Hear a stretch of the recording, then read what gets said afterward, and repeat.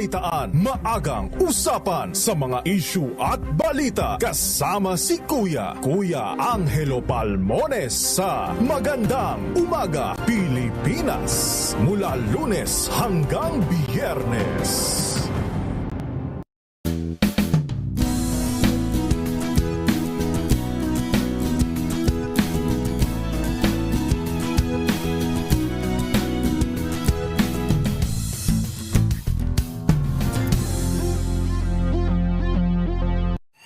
Mga balitang gigising sa inyong umaga. Mga balitang kailangan mong malaman. Mapapakinggan sa ACS Balita sa 2x2.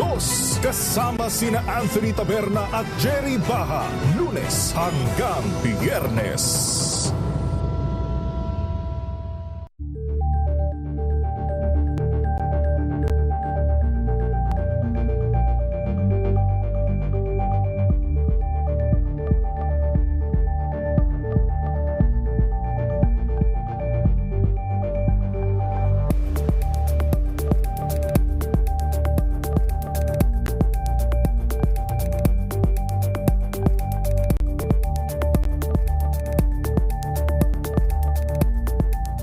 Tambalang Anthony Taberna at Jerry Baha ang gigising sa inyong umaga dahil lalatay ang humahagupit na diskusyon at komentaryo. Lunes hanggang Biyernes sa 2x2.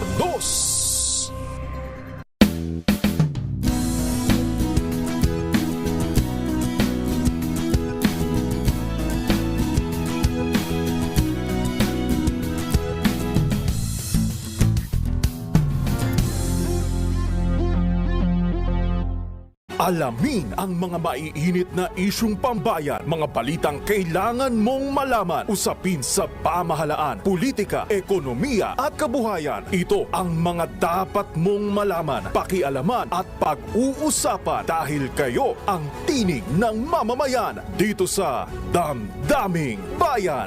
Live sa DZRH Radio, DZRH TV at DZRH Digital. Kasama sinalakay Deo Macalma at Elaine Apit. Araw-araw, Lunes. 6 na minuto makalipas ang alas 4. Walang kawala ang malalaking balita. RH Rapido Hataw Balita sa mundo ng politika, palakasan, showbiz at iba pa sa Pilipinas at ibang bansa. Iyon ang makukuha sa RH Rapido Hataw Balita. Mga pinakahuling panayam sa likod at gumawa ng mga balita. RH Rapido Hataw Balita.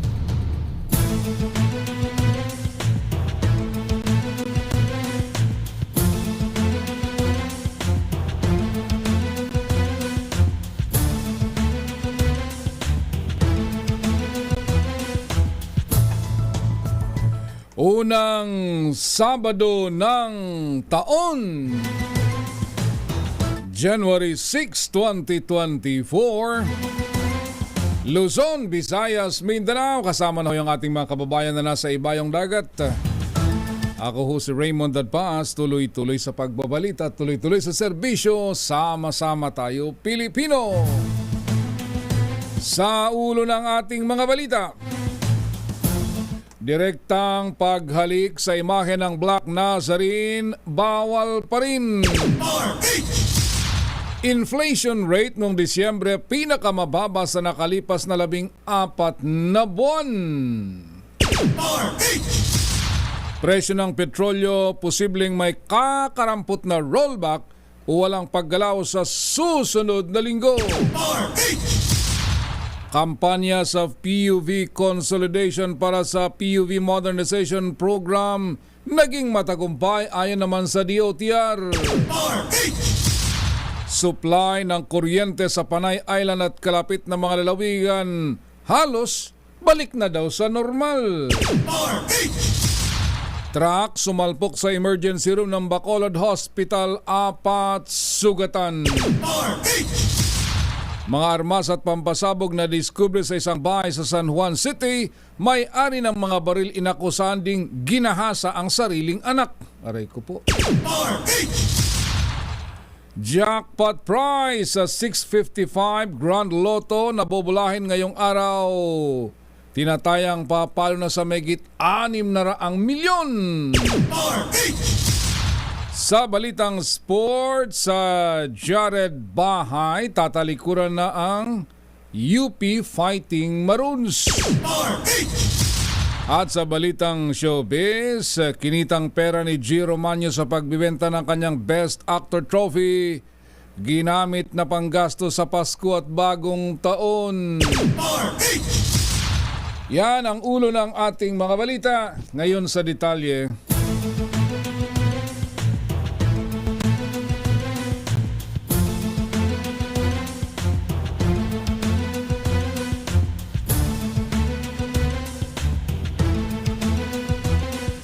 Kasado na ang seguridad para sa prosesyon ng itim na Nazareno sa Enero 9. Sinabi sa DZRH ni Alex Irasga, advisor ng Quiapo Church for the Feast of the Black Nazarene, all set go na. Maging ang andas at glass box na gagamitin sa Black Nazarene para may masilayan ng husto ng mga deboto ang poon. Tiniyak ni Irasga na matibay ang glass case ng andas para maprotektahan ang itim na Nazareno. Nasa finishing touches na po ito, Kuya Ray. Nagtitiyak na lamang ang mga fabricator na yung mga pangamba na ito ay mahina, madaling mabasag, ay nag-undergo po ito ng durability test. Katulad ba ng mga ginagawa sa mga sasakyan para ho matiyak na hindi ho madaling mabasag kagaya ho ng pangamba ng marami na makakadisgrasya ho ito. Si Alex Irasga ng isa sa mga advisor ng Quiapo Church for the Feast of the Black Nazarene. 15,000 pulis ang itinalaga para tiyakin ang seguridad ng milyong-milyong deboto sa kapistahan ng itim na Nazareno sa Quiapo sa January 9, araw ng Martes. Ayon kay Colonel Jean Fajardo, spokesperson ng Philippine National Police, noon pang nakaraang taon ikinasang mga security measures nang magsimula ang aktibidad sa traslasyon noong December 30. Inihayag pa ni Fajardo na bukod sa 15,000 personnel, merong pang naka-reserve na standby at augmentation force sakaling kailanganin. Simula sa January 7 ay patutupad ng PNP ang no-fly zone at no-sail zone policy sa bisinidad ng Quirino Grandstand kung saan karaniwang nagsisimula ang prosesyon. Ipinaalala rin ng pambansang pulisya sa mga pupunta sa traslasyon na huwag magdala ng matatalas na bagay, armas at illegal na droga. Sinabi pa ni Fajardo na transparent bag ang dalhin at bawal ang mga backpack. 11 minuto na ho makalipas ang alas 4. Arangkada na ngayong Sabado ang unang araw ng tradisyonal na pahalik sa itim na Nazareno sa Quirino Grandstand. Magsisimula ang pahalik sa ganap na alas 7 mamayang gabi. Pero paglilinaw ng mga organizers ng Feast of the Black Nazarene, bawal pa rin ang direktang paghalik sa mga deboto sa imahe. Sa halip, ang tanging pinapayagan lamang ay ang paghawak sa Nazareno ang pagpuna sa imahe gamit ang bimpo o panyo. Bago ang pagsisimula ng pahalik, magkakaroon muna ng misa para sa mga volunteers mamayang alas 6 ng gabi. Nakahanda na rin ang National Disaster Risk Reduction and Management Council o NDRRMC upang umalalay sa traslasyon ng itim na Nazareno sa Quiapo Church sa January 9. Ayon kay NDRRMC Executive Director Ariel Nepomuceno, simula bukas January 7, ilalagay na sa Blue Alert ang kanilang hanay. Sa ilalim nito, 50% ng kanilang human at material resources ay naka-standby on duty. Tiniyak naman ni Nepomuceno na ang kanilang incident management team na pinamumuno ng Manila City DRRM Office ay i-activate rin upang mamonitor ang sitwasyon at tumulong sa mga emergency situation.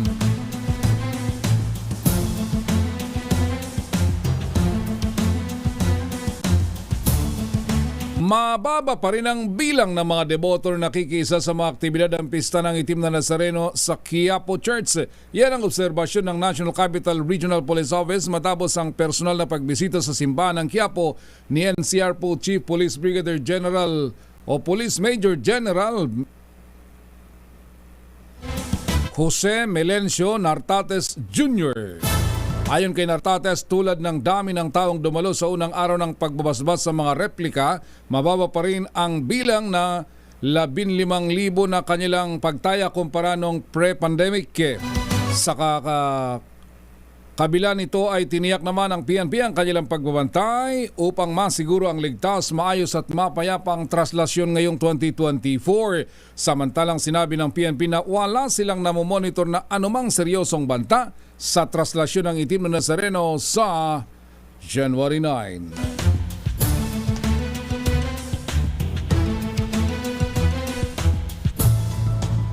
Sa Maynila pa rin, arestado ang isang lalaki matapos na magbiro na merong bomba sa loob ng simbahan ng Quiapo habang nasa gitna ng misa.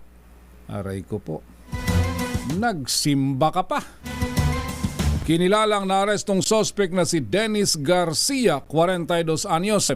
Ayon kay Manila Police District Director Colonel Tomas Ibay, isinumbong ang lalaki ng ilang deboto na kanyang sinabihan na may bomba sa simbahan. Nang tingnan ang kanyang bag, panay personal na gamit lang ang laman nito at walang nakitang pampasabog. Nakakulong na sa Station 3 na si Garcia dahil sa kasong paglabag sa PD 1727 na may kinalaman sa bomb joke.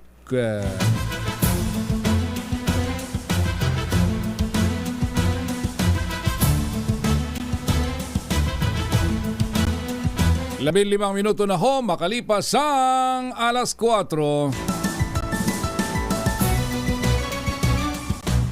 Chairman Mon Samson, magandang umaga.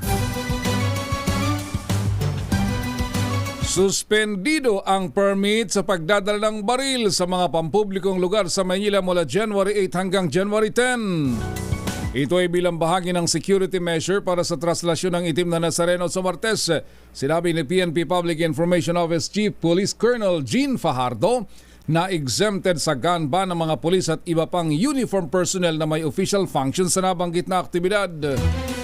Bukod sa Likurban sa Quirino Grandstand at Quiapo Church, maigpit ding ipatutupad sa Maynila ang no-fly at no-sail zone mula January 7 hanggang January 10.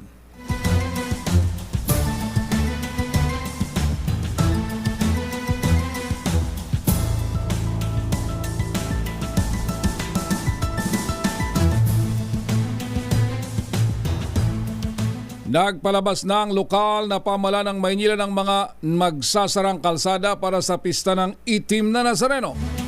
Ayon sa Manila Public Information Office, simula alas 9 ng gabi sa January 8, araw ho yan ng Lunes, hanggang January 9, sarado ang mga kalsadang ito. Mula Bonifacio Drive, mula Anda Circle hanggang Padre Burgos Avenue. Katigbak Drive at South Drive, one lane accessible to Manila Hotel and H2O Hotel. Ang Rojas Boulevard mula Katigbak hanggang UN Avenue. Ang Padre Burgos mula Rojas Boulevard hanggang Jones, MacArthur at Quezon Bridge, yung tatlong tulay. Ang Finance Road mula Padre Burgos hanggang Taft Avenue. Maria Orosa mula TM Calao hanggang Padre Burgos. Yung Taft Avenue mula UN hanggang Padre Burgos. Romualdez mula UN Avenue hanggang Ayala Boulevard. Ayala Avenue mula Taft hanggang Romualdez. Carlos Palanca mula Picasal hanggang Plaza Lacson. At Picasal mula Carlos Palanca hanggang Arlegui. At Legarda mula Recto Avenue hanggang Arlegui.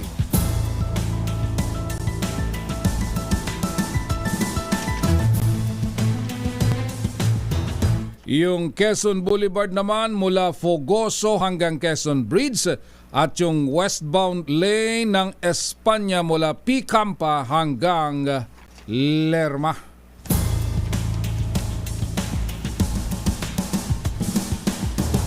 18 minuto makalipas ang alas 4. Kumusta yung ating mga maggugulay sa iba't ibang bahagi ng Northern Luzon, sa Cordillera at siyempre dito sa Southern Tagalog Region hanggang Bicolandia?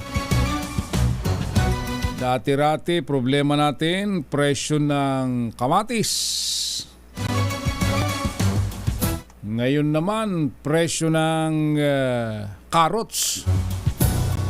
Ang lupaypay, pero mataas pa rin dito sa Metro Manila.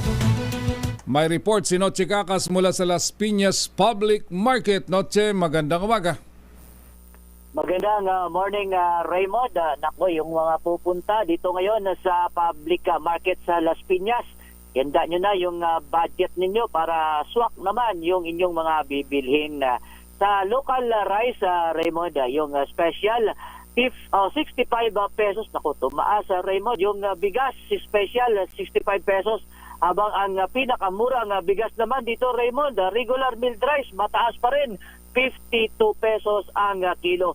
Ang bangos naman, yung large size, 250. Bangos, yung medium size, 220 ang kilo. Yung tilapia, 160. Sa mga naghahanap naman ng hipon, 500 ang kilo. Yung mga mahihilig sa hito, 180 ang tahong, 140 ang tilapia, 160 ang kilo. Nako, pagkasarap-sarap naman itong salmon head, 280 ang kilo. Ang beef naman, yung balat, 200. Yung batok, 380 ang kilo. Yung beef brisket, 380. Ang beef ram, 470 ang kilo. Yung buntot, 450. At isama na rin natin yung pangkaldereta, 380 ang kilo. Sa mga naghanap naman ng pata, 260. At kung kayo ay maglalaga ng buto-buto, yung ribs, 380. Ang pork giniling, 290 ang kilo.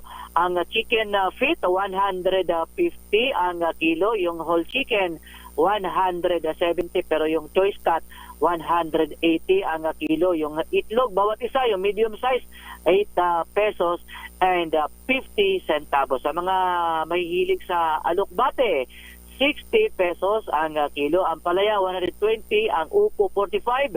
Kasaba, 60. Ang chili green, 200 ang kilo. Ang chili red naman ay 300. Sa mga naghahanap ng yellow corn, 60 pesos ang kilo. Ang paborito ni Miss Malu Cabral, talong, 115 ang kilo. Mustasa, 120. At ang kalabasa, 55 pesos ang kilo. Ang kamatis dito, Raymond, 80 pesos ang kilo. Kangkong, 80 pesos. At ang sigarilyas, 150. Petsaya Bagyo, 80 pesos ang kilo. Yung petsaya Taiwan, yung tinatawag na bok choy, 200 ang kilo. Bell pepper na green, 300. At yung bell pepper na pula, 300 ang kilo. Ang carrots dito, Raymond, 100 ang kilo, tumaas. At ang cauliflower, 180, celery, 200. At ang sayote, 60 pesos ang kilo. Sa mga magkakape naman o yung sa mga prutas, avocado, 280 ang kilo, lakatan, 110, latundan, 70, saba, 50 pesos. At ang kalamansi, 105. Kung kayo naman ay mag-graham ngayong umaga o ngayong araw, ang mango ay 200 ang kilo. Ang sugar white sa mga magkakape tulad ni Tatamon Samson ng Manila Bulletin, 95 pesos ang kilo. Yung sugar wash, 90. At ang sugar brown, 85 pesos. Sa mga magsasangag naman ngayong umaga, gamit ang palm oil, 350 ml, 30 pesos. At ang palm oil, 1 liter, 80 pesos. Sama na rin natin yung coconut oil, 350 ml, 35.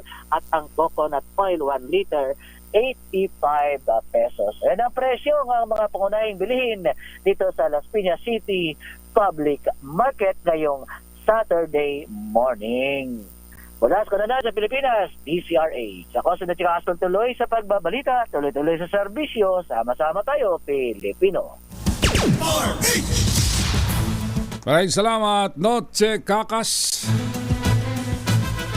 4:23 ng umaga. Good morning sa Pembo, Makati. Pembo, bahagi ito ng mga Embo Barangays. Dati ay Makati, ngayon ay Taguig. Pero sabi ni Estela Nunez, Pembo, Makati pa rin daw. Ay nako, ewan ko kung kailan mariresolve yan dahil kahapon ay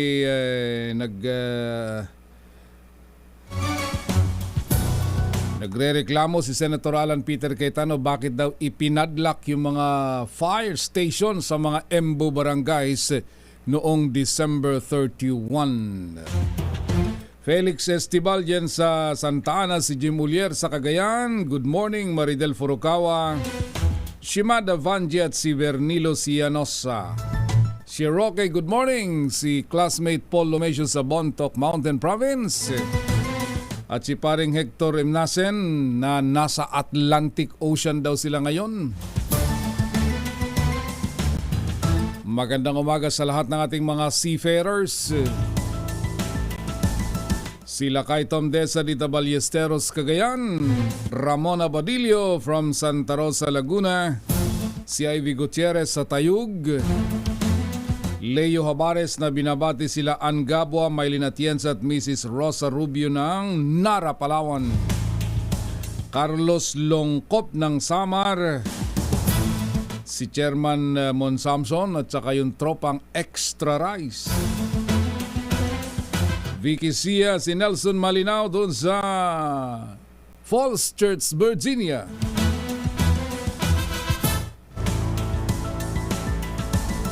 Boots Villegas at si Arturo Badil Mendoza ng Mindoro.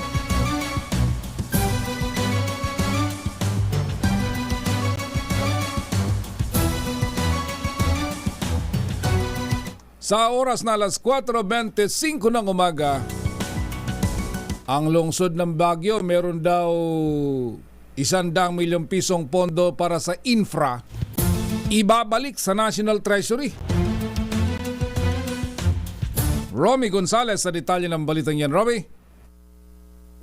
Kailangan ibalik sa kaban ng gobyerno ang higit 100 milyong piso na unang nailaan para sa mga proyekto sa Baguio City na pinondohan sa pamamagitan ng General Appropriations sa akat dinaan sa Department of Public Works and Highways. Dahil ito sa ilang bayalisyon na natuklasan ng Commission on Audit sa implementasyon ng mga proyekto sa lungsod. Ang mga naturang proyekto ay kinabibilangan ng Youth Convergence Center sa Baguio Athletic Bowl na nagkakalaga ng 50 million pesos na counterpart fund ng DPWH. Dinisalaw ng COA ang unang na-download na 25 million pesos sa lungsod dahil sa nilabag at hindi umano sinunod ng city government ang paraan ng disbursement ng pondo na galing sa DPWH sa pamagitan ng isang memorandum of agreement. Ang ibang proyekto ay ang multipurpose building sa Wright Park na nagkakalaga ng 29.4 million pesos at basic infrastructure program para sa multipurpose building sa Walhati Barangay na nagkakalaga ng 49.5 million pesos. 40 milyong pisong naunang na-download ng DPWH sa City Government of Baguio. Batay sa Republic Act 10964 o General Appropriations Act of 2018, tinayagan ang hiling ng City Government of Baguio para sa implementasyon ng mga naturang proyekto. Pagkatapos ng evaluation ay nagkaroon ng Memorandum of Agreement ang lokal ng gobyerno at DPWH Baguio City Engineering District. Gayon na natuklasan ng sa project monitoring ng DPWH ng 2023 na maraming nabuking na paglabag ang nag-iisang kontraktor na pinili ng City Government ng Baguio sa pagpapatupad nito. Ang muling proyekto ay ang Irisan Multipurpose Building na natuklasan ng Commission on Audit na hindi sinunod ng kontraktor ang specification ng proyekto kaya hindi binayaran ng DPWH ang nalalabing 17 million pesos sa kontraktor.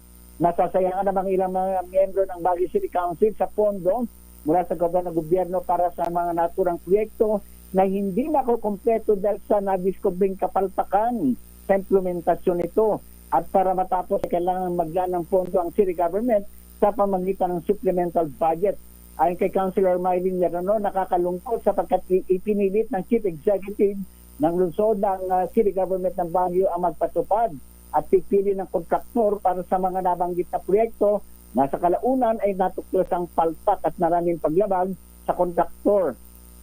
Binigyan din naman ni Councilor Betty Lourdes Tabanda na dapat may managot sa mga palpak na implementasyon ng mga proyekto dahil sa halip niya na makatipid ang lokal na gobyerno sa pamamagitan ng pondo mula sa national government, subalit dahil sa palpak na gawain ng kontraktor at very poor na monitoring at pangasiwa ng piling departamento ng city government ng Baguio ay ibabalik ang pondo sa kaban ng gobyerno. Anya mas mainam na DPWH na lang sana ang nagpatupad ng mga naturang proyekto. Mula sa kauna-unan sa Pilipinas, DZRH, ito si Romy Gonzales, tuloy-tuloy sa pagbabalita, tuloy-tuloy sa serbisyo, sama-sama tayo, Pilipino. Maraming salamat, Romy Gonzales mula sa Baguio City.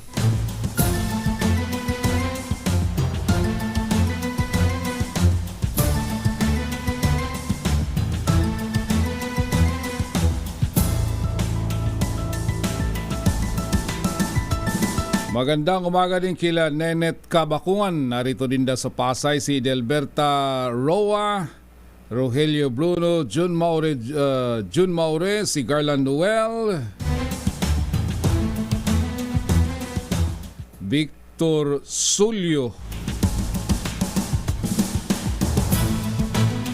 Ako, may pumasok ng ewan ko nito. Anong pangalan nito? Marco Ludwig. Nako, yari.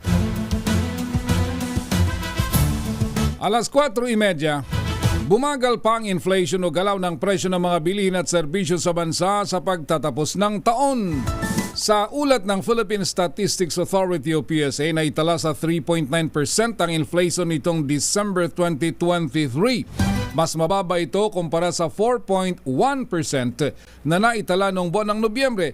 Ito na ang pinakamababang inflation na naitala para sa taong 2023. Pasok din ito sa forecast range ng Bangko Sentral ng Pilipinas o BSP na 3.6 hanggang 4.4%. Pangunahing dahilan daw ng mababang antas ng inflation noong Disyembre ay ang mas mabagal na pagtaas ng presyo ng housing, water, electricity, gas at iba pang fuels. Wala naman daw inaasahang magiging paggalaw ng halaga ng petrolyo sa susunod na linggo. Ibinata ito ng Department of Energy Oil Industry Management Bureau sa 4 na araw na trading sa world market. Ayon kay DOE-OMB Assistant Director Rodela Romero, kung sakaling magro-rollback man sa gasolina at diesel ay hanggang 20 centavos per liter lang ang matatapyas, habang ang kerosene ay posibleng magtapyas naman ng 5 sentimo kada litro. Tuwing Lunes, inaanunsyo ng mga oil companies ang kanilang price adjustments at ipinatutupad naman ito tuwing araw ng Martes.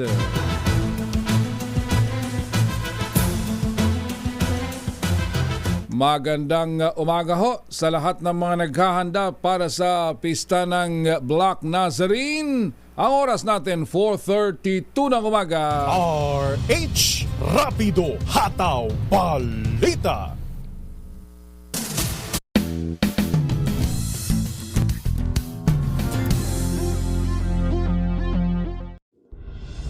Tuloy-tuloy ang pagtulong, tuloy-tuloy ang pagseserbisyo at tuloy-tuloy ang balitaan kasama si May Binauhan sa Operation Tulong mula Lunes hanggang Biyernes.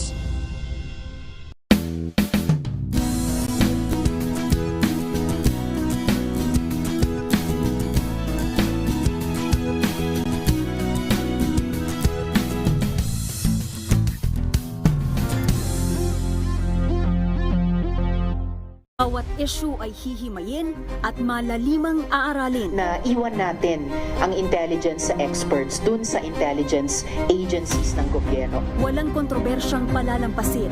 Walang tanong na hindi sasagot. So needless to say, sir, kasali pa rin ang smart man. one-on-one kasama ang mga politiko at mismong mamamayang Pilipino. Samahan niyo po ako tuwing linggo para alamin ang bawat katotohanan sa likod ng kontrobersya.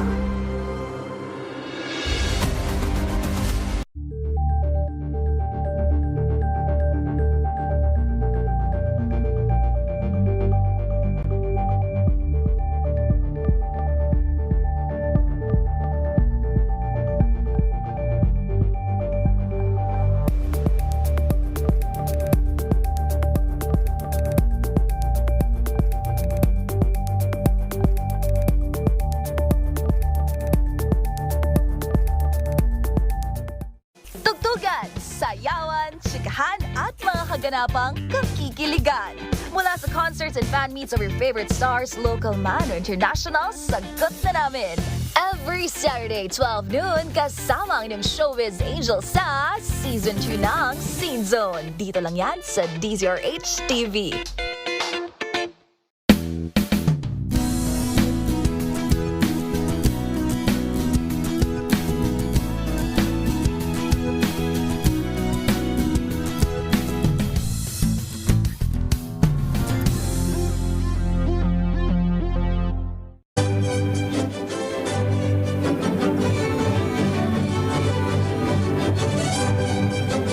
Ako po si Lisa Macuja Elizalde na nag-aanyaya sa inyong samahan kami muli sa pagbabalik ng Art to Art alas 3:30 ng hapon dito sa DZRH Radio at DZRH News Television.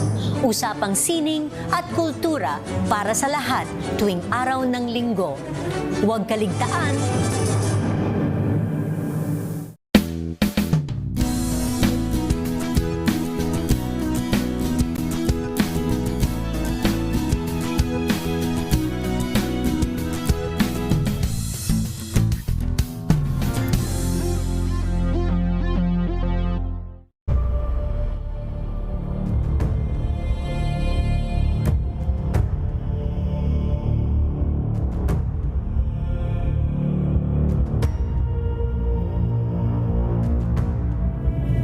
Kaisa ang DZRH sa debosyon sa Poong Nazareno sa Traslasyon 2024. Viva Jesus Nazareno! Nazareno 2024. Tayo sa ating balitaan, alas 4:36 na ng umaga. RH Rapido Hataw Balita. Happy listening sa kay Rogelio Amoy Kakas at kanyang pamilya dyan sa Talustos, Amio, Santa Catalina, Negros Oriental. Diba dyan yung naging viral video nung yung Kafgu dyan sa Negros na namaril ng mag-ama. Sabi ni Senator Bato maaring justified yung pagbaril niya doon sa yung bumunot ng itak. Pero hindi pa rin daw yung kasi ganun pwede naman niyang warning shot muna tapos hindi pag umang niya nung Armalite niya tinutok talaga doon sa 2 putok pa. Pati yung tatay na aawat lang yun nadamay pati.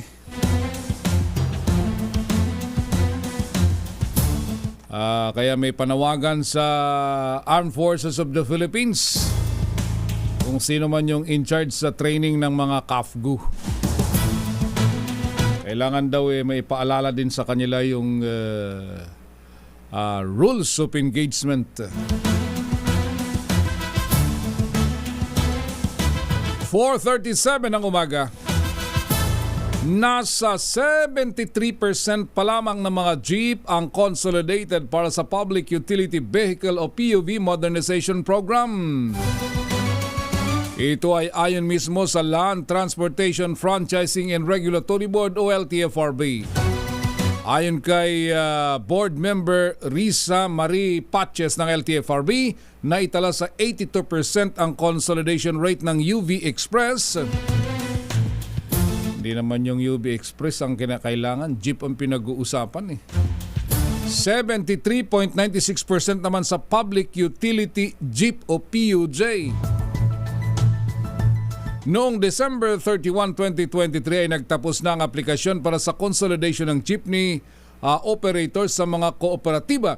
Pinayagan lang ng LTFRB ang mga tradisyonal na jeep na pumasada ng ilang ruta hanggang January 31 habang inaayos ang kanilang consolidation. Dami nang lumalabas na kwento dyan. Kanino ba talagang negosyo? Yang bentahan ng imported na minibus na yan. Di naman jeep yan eh. Sana kung may choice sila sa local para hindi masyadong halata. Ba't kailangang imported? Marami naman tayong mga gumagawa ng magagandang jeep dito sa Pilipinas. 4:39 ng umaga, bilyong pisong pondo ang kakailanganin ng pamahalaan para maisakatuparan ng Public Utility Vehicle Modernization Program. Sa panayam ng DZRH, sinabi ni Andy Ortega, ang chairman ng DOTR Office of Transportation Cooperatives, hindi pwedeng madaliin ang modernisasyon sa mga tradisyonal na jeepney dahil may mga driver at operator pang hindi tumalima sa consolidation. Ang deadline ay nung December 31. Paliwanag pa ni Ortega na gagamitin muna ng mga kasapi ng kooperatiba ang kanilang tradisyonal na jeep habang nag-iipon ng pondo na pambili ng modern jeep. Ganito po yon. To start with, lahat yan may traditional jeep na po yan. Okay. Pagpasok nyo po ng isang kooperatiba, like sabi ko nga, 15, tapos 15 operator yan, lahat po yan may sasakyan na. That's why ang minimum po na sila ay magpapatakbo, meron po silang 15 traditional jeep. Kasi nga po, may prangkisa yan, di ba? So later on, when they build up their capital, they build up their finances, they build up their organization, pwede silang dahan-dahan na magpalit ng isa, dalawa, depende po sa kakayanan, para magkaroon na sila ng modern vehicle.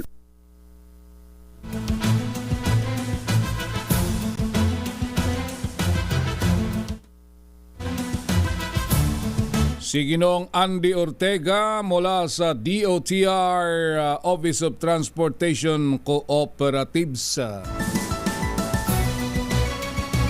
Sa kasaysayan kasi ng kooperatiba sa Pilipinas, napakarami ng pumalpak na kooperatiba. Ano naman ba ang assurance na yung mga kooperatiba na yan na para sa mga chopper at operator ay magiging matagumpay? Kasi ang nasa isip lagi nung isang driver at operator na merong hawak na prangkisa, kung may hindi magandang mangyari sa kooperatiba nila at sumablay, yung may hawak ng pera ay itinakbo yung pera, nilustay, mababawi pa ba nila yung kanilang mga prangkisa?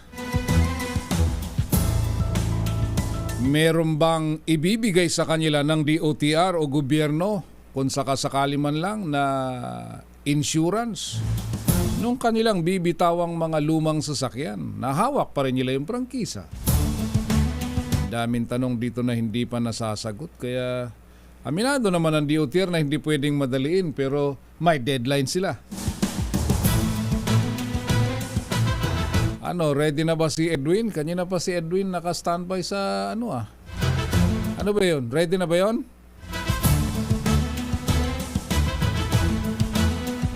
Walang nakikinig.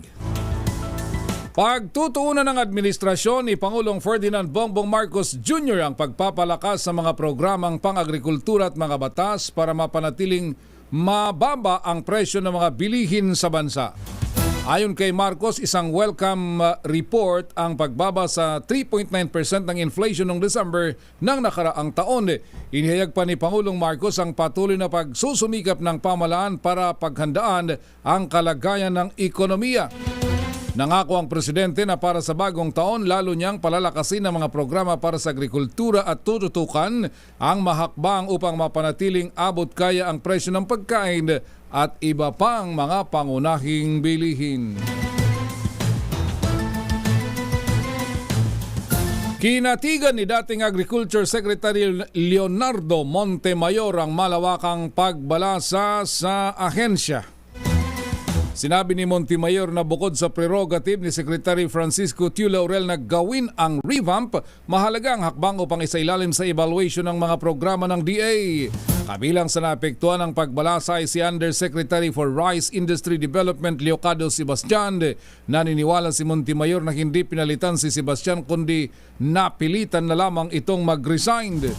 Kasama na din sa nawala na sa DA si Undersecretary Domingo Panganiban.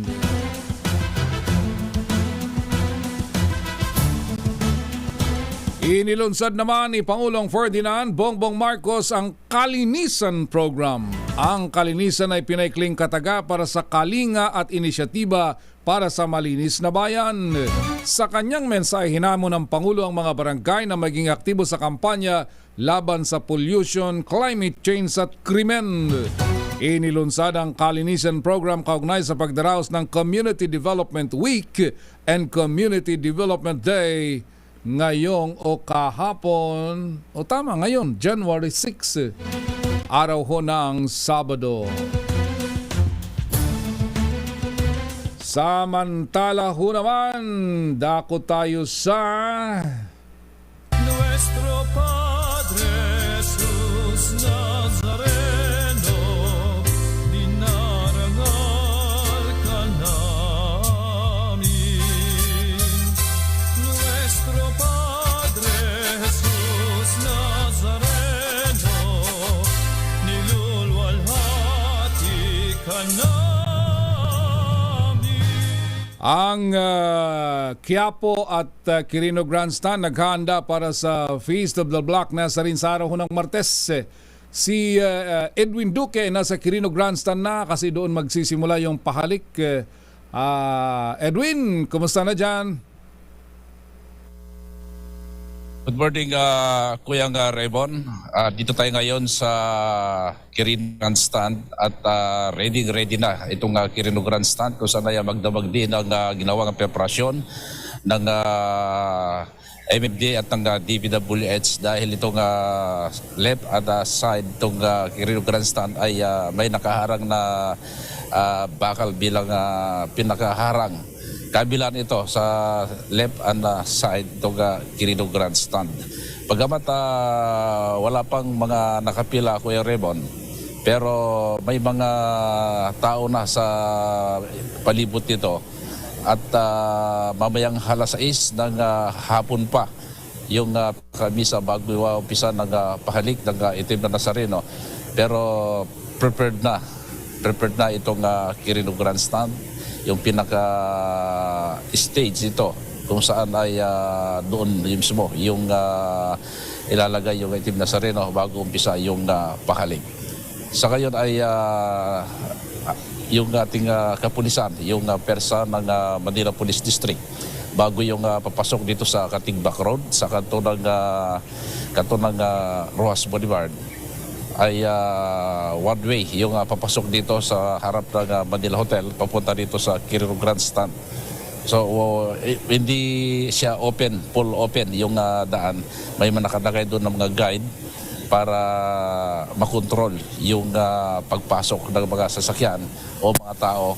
Lalo na inasahan daw ngayong bago itong tanghali pa lang o hapon, inasahan na marami ng kababayan nating mga debotong Katoliko ang pupunta rito sa Quirino Grandstand. Isa sa mga nakausap natin kanina na galing pa ng Batangas, yung nandun sa mismo ng kanto ng Katigbak Road, maaga pa lang sila kasama yung kanilang pamilya ay nandito na para mauna sila doon sa makalapit, doon sa Itim na Nazareno para doon sa unang gabi ng pahalik. Miss na raw nila dahil sa loob ng halos ilang taon bago yung pandemic ay hindi na raw sila nakahalik sa Itim na Nazareno dahil sa higpit ng mga otoridad na dahil halos 2 years, no? 2 years bago muling isagawa ngayon yung makasaysayang pesta ng Itim na Nazareno kung saan dito sa Quirino Grandstand pinaka main event bago ito tutulak papunta sa Quiapo sa January 9, 2024. Yan yung pinaka-araw na inihintay Edwin, ng lahat, ng libo-libong mga debotong Katoliko sa araw na yan. So ngayon Edwin, ay todo bantay itong palibot itong Quirino Grandstand kung saan ay dito magkakaroon ng misa mamayang hapon. Edwin, ano yung nakikita kong parang may mga sa likuran mo, ano yung mga nakadilaw doon na ano? Parang ano ba to? Parang may rehearsal sila. Mga membro ng iba mga volunteer, may mga MFDA, DPWH, sila yung kabilang sila doon sa mga nag-ayos itong magdamag para itong palibot ng Quirino Grandstand maging malinis at yung pinaka-grill, yung bakal, sila rin yung naglagay at yung iba naman ay nasa loob, inaayos nila yung pinaka-sentro kung saan ilalagay yung Itim na Nazareno. Yung yung dun sa kabilang side, pwede pa bang pumasok kasi may pasyalan dyan eh. May mga pupunta halimbawa pupunta sa Manila Ocean Park. Pwede pa ba silang pumasok? Yung pinaka siguro mga 50 meters bago yung Ocean Park,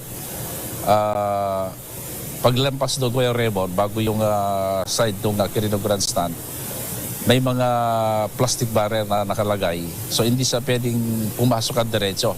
Makalampas ka man doon, paglampas ng gitna ng Ocean Park, meron nang nakaharang. So pwede ka pa pumasok sa Ocean Park, pero before yun, may paradahan doon na sa pinakabungad ng Ross Boulevard. Pero hindi na pwede pang matagala dahil kontrolado na nga itong palibot ng Quirino Grandstand. Parang limitado na lang yung pwedeng mag-park doon dahil nakabantay na rin yung ating mga kapulisan. Alright. Okay, sige. Maraming salamat, Edwin. Yan, Kuya Remo, ating situation report mula pa rin dito sa Quirino Grandstand, kaugnay pa rin sa paghahanda ng traslasyon sa bagamat sa January 9, 2024 pa. Pero ngayon pa lang ay ready na at yung mahigpit na seguridad ay pinapaira na dito sa Quirino Grandstand sa Maynila. Mula pa rin sa kaunahan sa Pilipinas, Dizares, ako si RS23. Edwin Duque, tuloy-tuloy sa pagbabalita, tuloy-tuloy sa serbisyo. Sama-sama tayo, Pilipino. Nuestro Padre Jesús Nazareno, dinarangal ka namin. Nuestro Padre Jesús Nazareno, nilulwalhati ka namin.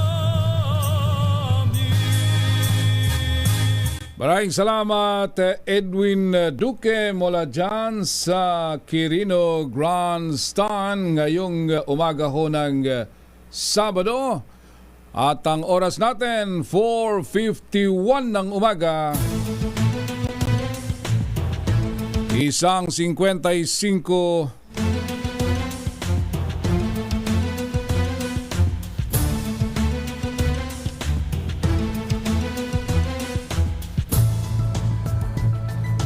8 minuto bago ho mag-alas 5. Yung problema naman ng kuryente doon tayo sa Panay Island. Sinisi ni Pangulong Bongbong Marcos Jr. ang National Grid Corporation of the Philippines o NGCP sa malawakang power outage sa Western Visayas.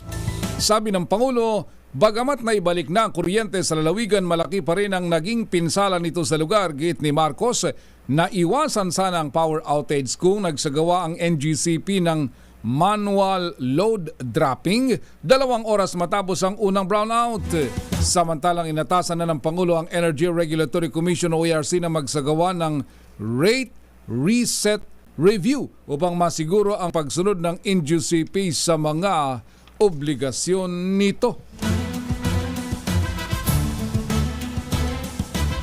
Sa araw ho ng Miyerkules, January 10, ay mukhang may patawag na sa Senado ang Senate Committee on Energy ni Senador Raffy Tulfo para pagpaliwanagin itong mga opisyal ng National Grid Corporation of the Philippines o NGCP kasi meron kasing ongoing na merong ongoing na hearing ang Senate Committee on Energy at doon sa review ng kanilang performance ng NGCP pero mukhang ngayon mukhang lalong iinit yung sinasabi ni Senator Raffy na kanselahin ang prangkisa ng NGCP. Dahil nga dito sa nangyayaring ito dyan sa Panay Island, dahil last year nangyari na yan, early last year, April. Nagkaroon na ng malawakang brownout dyan sa Panay at Negros Island pero naulit na naman. Kaya ang sabi ni Senate Majority Leader Joel Villanueva ay nag-alagari Valenciano. Ang sabi di na kayo natuto. 55 anyos na mekaniko sinilaban ang sarili habang binibidyo ang pangyari sa Manawag, Pangasinan.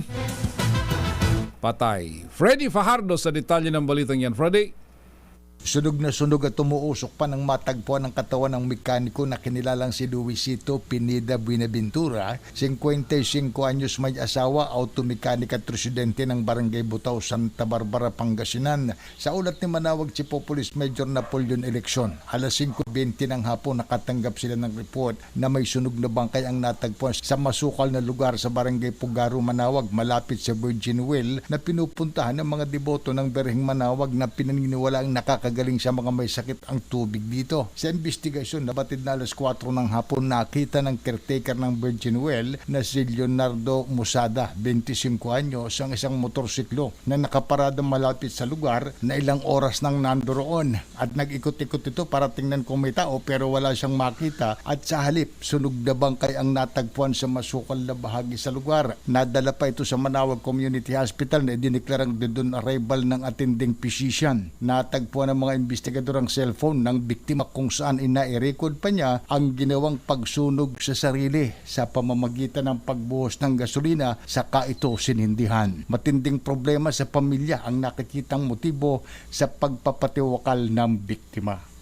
Mula sa Action Radio Pangasinan, ito si Freddy Pardo, RS38, tuloy-tuloy sa pagbabalita at tuloy-tuloy sa serbisyo. Sama-sama tayo, Pilipino.